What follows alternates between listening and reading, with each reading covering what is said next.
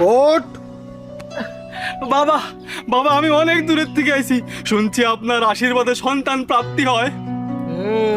সন্তান চাই?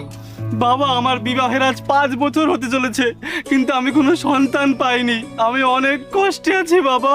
তুই কি পিতামাতার পছন্দ করেছিলি নাকি প্রেম বিবাহ? বাবা আমি পীড়িত করে বিয়ে করছিলাম, বাড়ির থেকে আমায় মেনে নেয়নি। বাবা মা তো আমার মুখও দেখতে চায় না। পিতামাতার আশীর্বাদ যেমন লাগে পিতামাতার অভিশাপও ঠিক তেমনই লাগে। তুমি হয়তো তোমার পিতামাতার মনে আঘাত দিয়েছো।